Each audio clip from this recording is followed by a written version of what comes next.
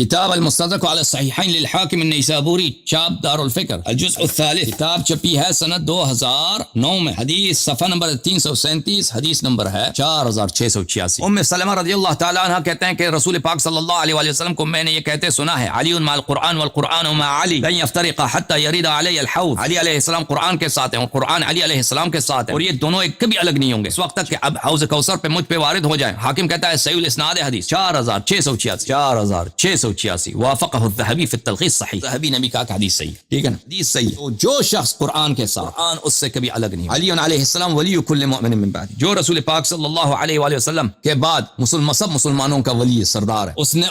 وہ ابو بکر کی خلافت کو باطل سمجھتے، اس کی خلافت کو اگر نہیں باطل سمجھتے تھے تو کیوں بیعت نہیں کیا، اور کیوں؟ عائشہ کے اعتراف کے مطابق فقط اس نے مجبوری سے بیعت کیا، ٹھیک ہے نا۔ یہ کتاب سنن الترمذی بتحقیق شیخ صدقی جمیل العطار، طبع دار الفکر، سنہ 2005 میں چھپی ہے، صفحہ نمبر 1061 میں، قول النبی الکریم صلی اللہ علیہ وآلہ وسلم ما تريدون من علي ما تريدون من علي ما تريدون من علي ان عليا مني وانا منه وهو ولي كل مؤمن من بعد، هذا حدیث حسن، ترمذی نے خود کہا یہ حدیث حسن، علی علیہ الصلوۃ والسلام منی، اور میں ان کا ہوں، وهو مؤمن ولی كل مؤمن من بعد، میرے بعد ہر مؤمن کا ولی، ٹھیک ہے، میرے بعد ہر مؤمن کا ولی۔ ثم اسی عائشہ کی جو روایت ہے، ولكنك استبددت علينا بالامر وكنا لقرابتنا من رسول الله صلی اللہ علیہ وآلہ وسلم نرى نصیبا، تم نے، تمہاری خلافت ایک استبداد ہے، ہماری خلافت ایک استبداد بالرائیت کہ تم نے اپنی مرضی پر ہم پہ سونپ دی ہے، مسلط کر رہی، اور ہم رسول پاک صلی اللہ علیہ وسلم سے قرابت کی وجہ سے ہم خلافت کو اپنا حق سمجھتے ہیں، ٹھیک ہے نا، تو کوئی منسوخ تو نہیں ہے نا۔ جب علی علیہ الصلوۃ والسلام ابو بکر کی خلافت اگر منسوخ ہوتی تو کیسے ہو سکتا ہے کہ ہم اس کو اپنے قرابت کی وجہ سے ہم اس کو اپنا حق مانتے، ہم اپنا حق سمجھتے۔ کتاب المصنف عبد الرزاق الصنعانی، الجزء الخامس، تحقیق الشیخ حبیب الرحمن الاعظمی، اس کتاب میں ملاحظہ فرمائیے صفحہ نمبر 472 میں، عبد الرزاق معمر سے، زہری سے، عروہ سے، عائشہ سے روایت کرتے ہیں، یہی روایت وہاں پہ یہ ہے، اس روایت میں قال معمر نے کہا، فقال رجل، ایک شخص نے کہا، زہری سے کہا، فلم یبایع علی 6 اشہر، ایک شخص نے زہری سے پوچھا کہ علی علیہ السلام نے کیا 6 مہینے تک ابو بکر سے بیعت نہیں کیا؟ زہری نے کہا لا، انہوں نے بیعت نہیں کیا، ولا احد من بنی ہاشم حتى بايعه علی علیہ السلام، اور بنی ہاشم میں سے بھی کسی نے بیعت نہیں، ٹھیک ہے نا، لازمی بات ہے کہ اس کی خلافت منسوخ نہیں تھی، نہ علی علیہ السلام نے بنی ہاشم نے 6 مہینے تک ابو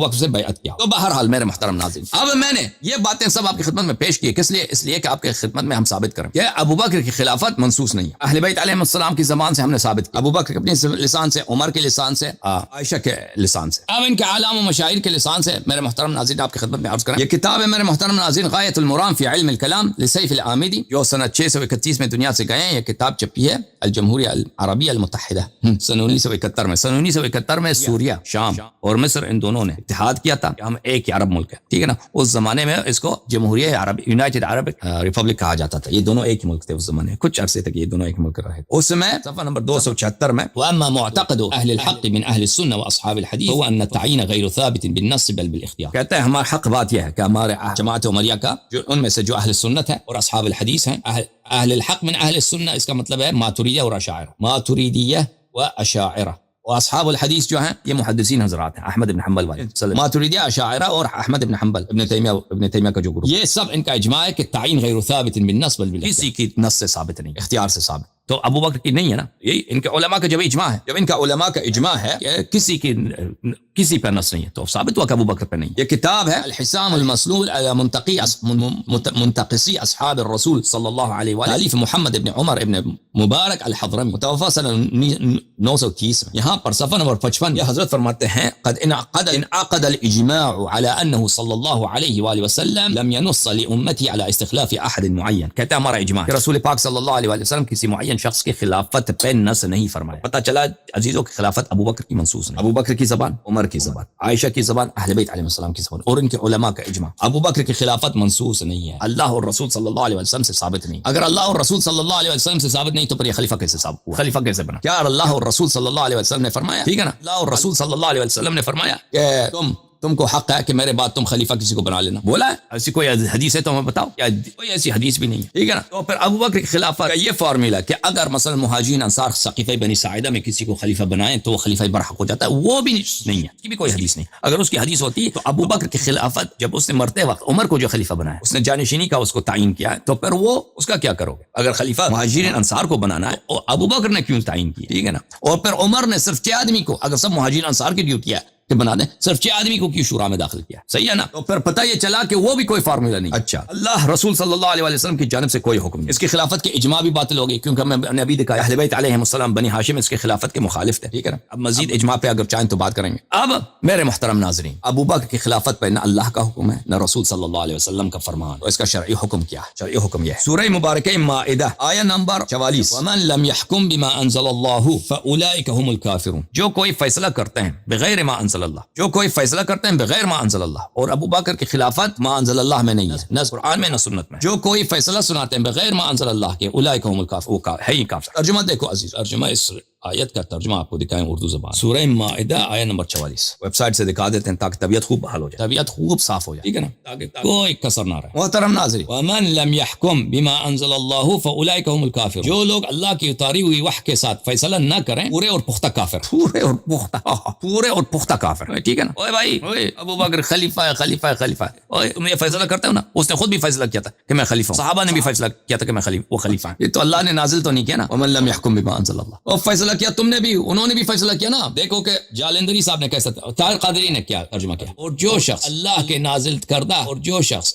نازل کردہ حکم کے مطابق فیصلہ نہ کرے تو وہی لوگ کافر ہیں۔ تم نے فیصلہ کیا کہ ابو بکر خلیفہ ہیں، ابو بکر نے خود فیصلہ کیا کہ میں خلیفہ ہوں، عمر نے فیصلہ کیا کہ وہ خلیفہ ہیں، ثقیفہ بنی ساعدہ میں صحابہ کرام نے فیصلہ کیا کہ یہ خلیفہ ہیں، یہ ما انزل اللہ نہیں ہے۔ اب تو یا صحابہ کی جانب لے لو یا قرآن کی جانب لے لو، قرآن کی جانب لے گو تو صحابہ لے گئے، جس نے بھی کہا کہ ابو بکر خلیفہ ہیں، ومن لم يحكم بما انزل اللہ فاولئک هم الکافرون، اس میں کوئی وہ دو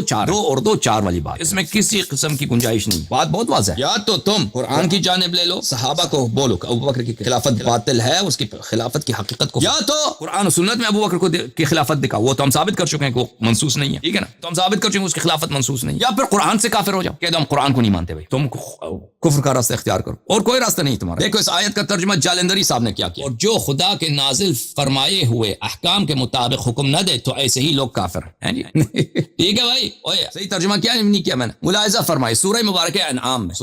انعام میں آیہ نمبر 21 میں، ومن اظلم ممن افترى على الله كذبا او كذب بآياته انه لا يفلح الظالمون، اس شخص سے زیادہ ظالم کوئی ہے نہیں جس نے اللہ پہ جھوٹی تہمت باندھی، ممن افترى على الله كذبا، جو اللہ پہ جھوٹی تہمت باندھے، او كذب بآيات، یا اللہ کی آیات کی تکذیب۔ اللہ کی آیت کون ہے؟ رسول اللہ صلی اللہ علیہ وسلم۔ اللہ کی آیات کیا ہے؟ رسول صلی اللہ علیہ وسلم کے معجزات، رسول صلی اللہ علیہ وسلم کی سنت۔ یہ آیت صرف قرآن نہیں ہے، قرآن کی آیات کی بات ہو رہی ہے، قرآن بھی آیت ہے۔ اللہ کی نشانیوں کو جو انکار کرے، جو اللہ کے حجج کے انکار کرے یا اللہ پہ جھوٹی بات نسبت دے، بات ہے کہ انہ لا یفلح الظالمون، یہ ظالم ہے، یہ اہل نجات ہے، نجات نہیں پائیں گے۔ اب اس کا ترجمہ دیکھو عزیز، ترجمہ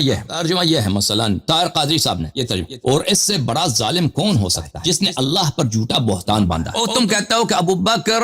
خلیفۃ اللہ و خلیفۃ الرسول، یا کم از کم خلیفۃ الرسول صلی اللہ علیہ وسلم جانشین، اور رسول نے نہیں بنایا اس کو جانشین، اور رسول صلی اللہ علیہ وسلم نے کسی کو حق بھی نہیں دیا کہ تم میرے بعد جانشین تعین کر لیں، تو اس کی خلافت کیا ہے؟ تم کہتے ہیں یہ مسلمانوں کا امام ہے، اس کی خلافت اللہ پہ بہتان ہے، تم کہتے ہیں یہ شرعی ہے، یعنی شریعت میں، حالانکہ شریعت میں نہیں ہے۔ شریعت کیا ہے؟ قرآن سنت ہے، شریعت قرآن و سنت، اس میں نہیں ہے، اس کی خلافت کی کوئی جسٹیفیکیشن نہیں ہے، تو تم اللہ پہ بہتان باندھ رہے ہو۔ ابو بکر نے خود اللہ پہ بہتان باندھا ہے، صحابہ نے اللہ پہ بہتان باندھا، حضرت موسیٰ علیہ السلام کے صحابہ نے چڑھے کے سامنے کیا سجدے کیا، تراویح پڑھی، اور اس سے بڑا ظالم کون ہو سکتا ہے جس نے اللہ پہ جھوٹا بہتان باندھا یا اس نے اس کی آیتوں کو جھٹلایا؟ بے شک ظالم لوگ فلاح نہیں پائیں گے۔ کس کی ترجمہ؟ طاہر قادری، محمد رضا خان بریلوی۔ اور اس سے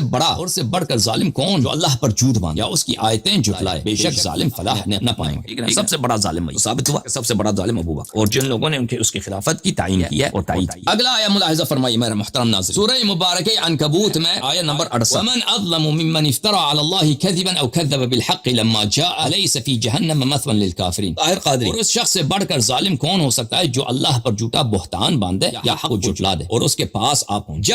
جب حق اس کے پاس پہنچ جاتا ہے تو حق کو جھٹلا دیتا ہے۔ کیا دوزخ میں کافروں کے لیے ٹھکانہ مقرر نہیں ہے؟ احمد رضا خان بریلوی، اور اس سے بڑھ کر ظالم کون؟ جو اللہ پر جھوٹ باندھے یا حق کو جھٹلائے جب وہ ان کے پاس آ جائے، جہنم میں کافروں کا ٹھکانہ نہیں۔ اگلا میرے محترم ناظرین، سورہ مبارکہ شورى آیہ نمبر 30، ام لهم شرکاء شرعوا لهم من الدین ما لم یأذن به اللہ، کیا ان لوگوں کے لیے کچھ ایسے شریک ہیں، کیا ان کے پاس اللہ کے علاوہ اللہ کے شرکاء ہیں جو لوگ دین دین میں بدعت داخل کرتا ہے نا، ایک چیز شریعت میں نہیں ہے اس میں داخل کر دیتا ہے، اور بھائی اللہ کے علاوہ بھی اور بھی رب ہیں، اس رب کی جانب سے یہ شریعت کے پارٹ آئے کہ تم نے شریعت میں داخل کیے، کیا ان کے لیے کچھ ایسے شریک ہیں جنہوں نے ان کے لیے دین کا ایسا راستہ مقرر کر دیا ہو جس کا اللہ نے حکم نہیں دیا تھا؟ ام لہم شرکاء شرعوا لهم من الدین ما لم یأذن بہ، اور اگر فیصلہ کا فرمان صادر نہ ہوا ہوتا، یعنی روز قیامت، اگر روز قیامت کا وقت، عذاب کا وقت اگر متعین نہ ہوا ہوتا تو ان کے درمیان قصہ چکا دیا جاتا، اور بے شک ظالموں کے لیے دردناک عذاب ہے۔ جی احمد رضا خان، یا ان کے لیے کچھ شریک ہیں جنہوں نے ان کے لیے وہ دین نکال دیا ہے، اللہ نے اس کی اجازت نہ دی۔ تو بھائی اللہ نے تو ابو بکر عمر کی خلافت تو اللہ کی جانب سے تو نہیں ہے، تو پاس کچھ اور رب ہے نا، وہ رب کون ہے بھائی؟ اللہ کے علاوہ تمہارے پاس اور مزید اللہ ہیں؟ تو یہ کیا ہے جو دین میں بدعت داخل کرتا ہے وہ کافر ہوتا ہے، اس سے بڑا کافر بھی نہیں ہے۔ ومن اظلم من افترى على الله كذبا او كذب بآياته۔ میرے محترم ناظرین، سب باتیں آپ کی خدمت میں پیش الحمدللہ۔